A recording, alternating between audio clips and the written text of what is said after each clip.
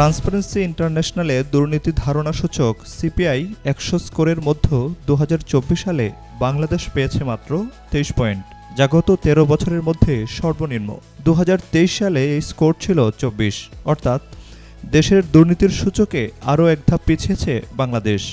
বাংলাদেশ 180 দেশের মধ্যে 151তম অবস্থানে নেমেছে, যেখানে 2023 সালে ছিল 149তম। সূচকে দুর্নীতির সবচেয়ে কম হয়েছে ডেনমার্কে, আর সবচেয়ে বেশি দক্ষিণ সুদান। দক্ষিণ এশিয়ার দেশগুলোর মধ্যে বাংলাদেশের অবস্থান দুর্নীতির দিক থেকে দ্বিতীয় সর্বনিম্ন, কেবল আফগানিস্তান আমাদের চেয়ে নিচে। অন্যদিকে ভুটান, মালদ্বীপ, শ্রীলঙ্কা ও ভারত অনেক উপরে রয়েছে।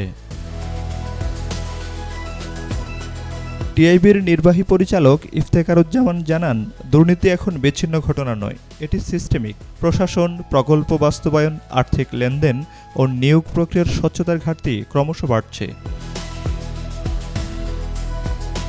প্রতিবেদনে উঠে এসেছে, দুর্নীতি বিরোধী সংস্থাগুলোর কার্যকারিতা কম, নীতি নির্ধারণে রাজনৈতিক প্রভাব বেশি। এছাড়াও তথ্য প্রাপ্যতায় বাধা থাকায় দেশের সুশাসন ও স্বচ্ছতায় বড় ধরনের ঘাটতি দেখা গেছে।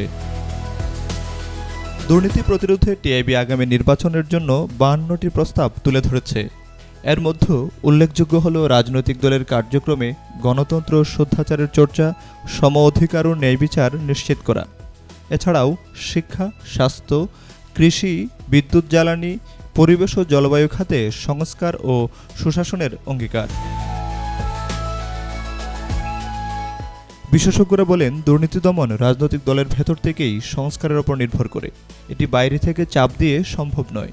দ্রুত এই চ্যালেঞ্জ মোকাবিলা না করলে সুশাসন ও স্বচ্ছতায় ঘাটতি আরও বাড়বে। বাংলাদেশের দুর্নীতির সূচক ক্রমেই নেমে আসছে। আন্তর্জাতিক দুর্নীতি বিরোধী দিবসের দিনে এটি আমাদের জন্য সতর্কবার্তা। দেশের স্বচ্ছতা ও সুশাসন নিশ্চিত করতে রাজনৈতিক নেতৃত্বের দায়িত্ব এখন আরও বড়। সত্য সরকার, বিনিউজ 24, ঢাকা।